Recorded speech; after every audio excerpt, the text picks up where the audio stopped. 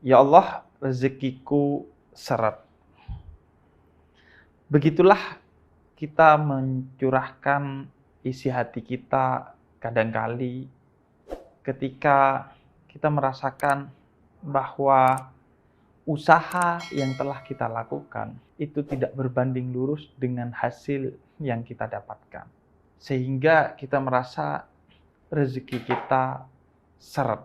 Namun kita perlu tahu bahwa rezeki itu memang bisa berupa materi, yaitu harta yang kita dapatkan.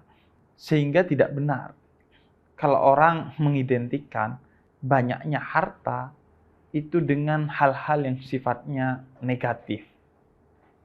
Misalnya bahwa orang banyak harta biasanya mendapatkannya dari jalan-jalan yang haram, bahwa orang banyak harta biasanya dia akan sombong dan lain sebagainya. Karena kita mendapati bahwa ada banyak orang-orang yang mulia namun ia juga kaya.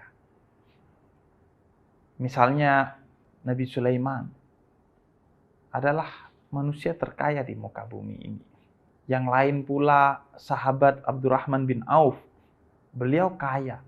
Dan juga dari kalangan wanita mulia Sayyidah Khadijah yang juga kaya. Justru dari harta mereka menjadi mulia salah satunya. Karena harta yang mereka dapatkan dari sumber yang halal ditujukan untuk tujuan yang halal juga. Dan dikelola dengan cara-cara yang halal juga. Rezeki namun tidak selalu dalam bentuk materi atau harta. Rezeki bisa jadi berbentuk sesuatu yang sifatnya imateri.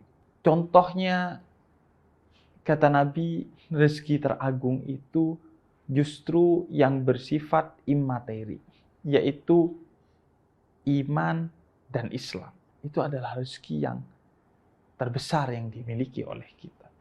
Tidak semua orang mendapatkan iman dan Islam. Hanya orang-orang yang beruntung saja yang mendapatkan nikmat iman dan nikmat Islam. Kemudian rezeki yang juga lebih mulia dari harta, kata Nabi, adalah kesehatan.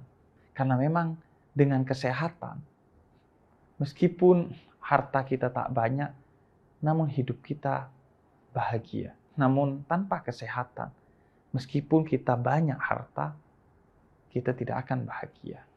Berapa banyak orang yang punya banyak uang, tapi tidak bisa menggunakan uangnya untuk membahagiakannya lantaran ia tidak sehat. Ia tidak bisa jalan kemana-mana, ia tidak bisa makan seenaknya, ia tidak bisa minum seenaknya. Rezeki juga bisa berbentuk hal-hal lain yang sifatnya bukan materi. Misalnya istri yang solehah, suami yang baik, anak yang soleh dan solehah, semua itu adalah rezeki yang bisa membuat kita bahagia. Karena itu, rezeki tidak selalu identik dengan materi.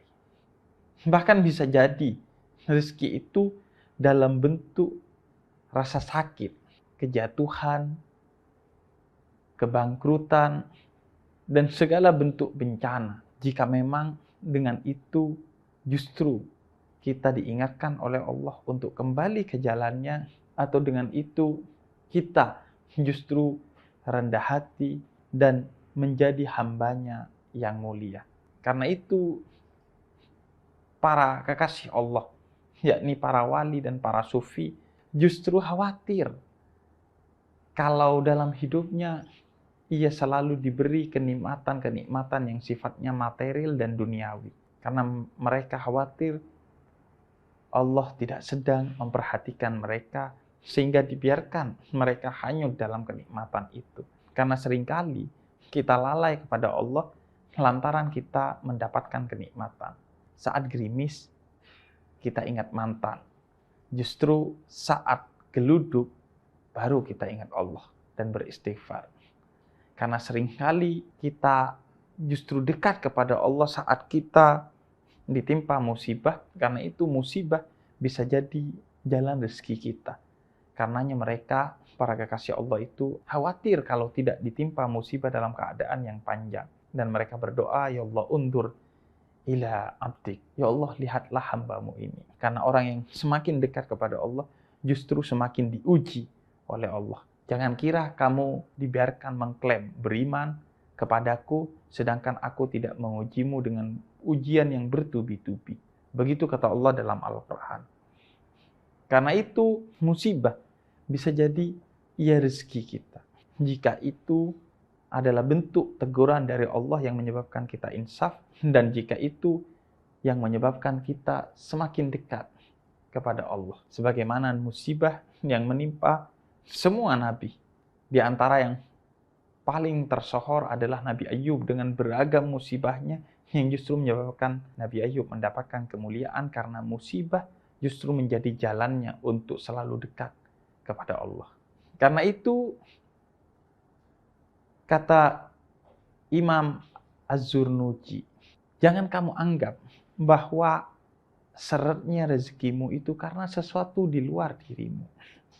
Melainkan sesuatu itu karena tingkah lakumu sendiri. Sedangkan Allah itu maha memberi rezeki kepada siapapun. Jika mereka yang ingkar kepada Allah, mereka yang kafir, ateis, agnostik, atau apapun namanya, tetap Allah beri rezeki, apalagi kita yang beriman kepada Allah.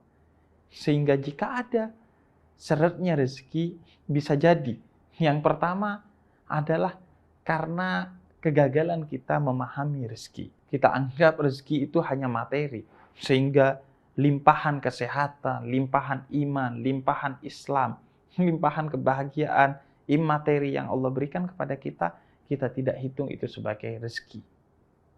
Padahal itu satu rezeki. Dan justru bisa jadi materi yang menyebabkan rezeki itu hilang. Seperti seorang petani yang begitu bahagia menjalani kegiatannya sebagai petani setiap hari dengan segala kebutuhan materi yang tercukupi hanya sekedar pas-pasan, kemudian hilang begitu saja kebahagiaan itu saat seorang raja memberikan hadiah kepada petani itu dengan berkata, ini hadiah 100 dirham. Padahal isinya hanya 99 dirham, dan ketika ia hitung 99 dirham, dia kemudian bingung, yang 1 dirham kemana? Dan itu justru yang menyebabkan ia tidak bahagia. Padahal sebelumnya ketika dia tidak memiliki 99 dirham, dia bahagia. Tapi ketika diberi 99 dirham, dia hilang kebahagiaannya karena berpikir kemana 1 dirham yang hilang. Karena itu salah satu pintu masuknya rezeki, kata Allah di dalam Al-Quran itu adalah rasa syukur. Sebagaimana Allah katakan dalam surat Ibrahim ayat ke-7. Pintu rezeki yang lain, kata Allah dalam surat An-Najm ayat 39, adalah hasil usaha kita. Bisa jadi rezeki tidak datang kepada kita dan terasa serat karena usaha yang kita lakukan belum maksimal. Pintu rezeki yang lain, kata Allah dalam surat Al-Isra ayat 31, adalah anak kita. Maka lahirnya anak itu adalah sumber rezeki yang lain. Karena setiap anak telah ditetapkan oleh Allah rezekinya. Sumber yang lain dalam surat Al-Baqarah ayat 245 adalah sedekah. Karena dengan bersedekah, artinya kita telah berkata kepada Allah bahwa jadikan kami sebagai perantara untukmu menurunkan rezeki kepada orang-orang yang ada di sekitarku. Karena itu sedekah, dia adalah sumber rezeki. Dan siapa yang rajin bersedekah, berarti dia rajin menjadi mitra Allah untuk membagikan rezeki kepada orang lain, sehingga Allah pasti cukupi rezekinya. Dan siapa yang bersedekah, dia dicintai oleh orang di sekitarnya, sehingga orang yang ada di sekitarnya selalu membantu dia ketika dia sedang kesusahan. Dalam surat An-Nur ayat 32, pintu rezeki yang kelima adalah menikah. Karena dengan menikah artinya dua orang dengan dua rezeki yang berbeda disatukan. Dan dalam surat Hud ayat ke-6 Allah katakan rezeki itu ada yang sudah dijamin oleh Allah. Mau usaha ataupun tidak usaha, rezeki itu ada. Sebagaimana seorang bayi yang meskipun dia diam saja di dalam perut ibunya selama 9 bulan, ia tetap mendapatkan rezeki dari Allah. Dan ini juga sekaligus motivasi bagi kita, bahwa jika saat menjadi bayi di dalam perut ibumu saja Allah menjamin rezekimu, apalagi saat engkau berada di luar perut ibumu, kamu bisa berusaha semaksimal mungkin, maka jangan khawatir dengan rezekimu. Dan yang ketujuh, kata Allah, sumber rezeki adalah istighfar. Sebagaimana Allah katakan dalam surat Nuh ayat 10-12. Karena dengan istighfar kita memohon ampun kepada Allah, dan ampunan itu kemudian menjadi pintu terbukanya rezeki. Karena seorang yang mendekatkan diri kepada Allah, ia akan mendapatkan tambahan rezeki karena kedekatannya dengan Allah. Dan yang kedelapan, dalam surat At-Talaq ayat ketiga Allah katakan, rezeki itu bisa jadi datang dari tempat yang tidak terduga-duga. Berapa banyak orang yang mencari jodoh ke belahan pulau manapun di Indonesia, tapi justru mendapatkan jodohnya yang tidak jauh dari rumahnya, atau tetangganya sendiri, atau saudaranya sendiri.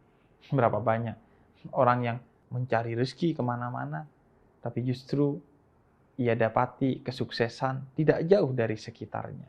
Dan jika rezekimu seret, kata seorang ulama, yakni Imam Muhammad bin Abdurrahman Al-Husaybi, ia pasti dari tingkah lakumu sendiri. Yang pertama, bisa jadi karena kamu mencaci rahmat Allah, berupa hujan, angin, dan rahmat-rahmat yang Allah berikan kepadamu. Maka kita diajarkan oleh Nabi, ketika hujan turun, angin datang, jangan kau hujan, karena itu adalah rahmat dari Allah. Dan yang kedua, mengutip apa yang disampaikan dalam riwayat Imam Ibn Abbas, bisa jadi rezekimu seret karena kamu menolak untuk berbagi hal-hal yang menjadi kebutuhan dasar bagi manusia, seperti air, pangan, dan kebutuhan-kebutuhan lainnya. Karena itu berbagilah. Karena berbagi justru menjadi sebab rezeki yang Allah berikan kepada kita. Dan yang ketiga, kata beliau, bisa jadi rezeki itu tidak sampai kepadamu dan seret karena kamu terlalu banyak tidur, terlalu banyak leha-leha dan minim usaha. Dan yang keempat, bisa jadi lantaran kamu zalim kepada orang lain, sehingga Allah murka kepadamu dan Allah boikot rezekimu. Dan yang kelima, bisa jadi karena zina dan maksiat yang kau lakukan. Kemudian selanjutnya, yang keenam, bisa jadi karena kamu curang dalam jual beli. Kamu mengira dengan curang dalam jual beli itu akan menambah pundi-pundi materimu, tapi kamu lupa bahwa itu akan mengurangi pundi-pundi rezekimu. Bisa jadi hartamu bertambah, tapi kebahagiaanmu jauh berkurang. Dan yang ketujuh, karena hianat kepada orang lain. Mungkin kamu berpikir dengan mengkhianati orang lain dalam satu proyek, sehingga kamu mendapatkan besar limpahan proyek itu membuatmu mendapatkan rezeki yang banyak. Padahal itu hanya mendapatkan harta yang banyak bisa jadi, tapi bukan rezeki yang banyak. Dan yang terakhir, kedelapan, rakus. Rakus dalam logika manusia, mungkin itu akan membuat hartamu bertambah. Tapi dalam logika Allah dan Rasul-Nya, rakus justru membuat rezekimu hilang, meskipun hartamu banyak. Karena itu, Islam mengajarkan kepada kita bahwa rezeki memang bisa jadi harta. Tapi rezeki utamanya, ia bukan harta. Tapi ia adalah sesuatu yang sifatnya pemberian dari Allah, yang akan membuat kita damai, akan membuat kita bahagia, akan membuat kita semakin dekat kepada Allah. Maka apapun yang membuat kita damai, bahagia, dan semakin dekat kepada Allah, itu adalah rezeki yang harus kita syukuri, yang harus kita sadari, sehingga kita tidak lalai. Ketika Allah berikan rezeki dalam bentuk kebahagiaan dan kedekatan kepada Allah, kita tidak lalai dengan berkata, kok rezeki kita seret?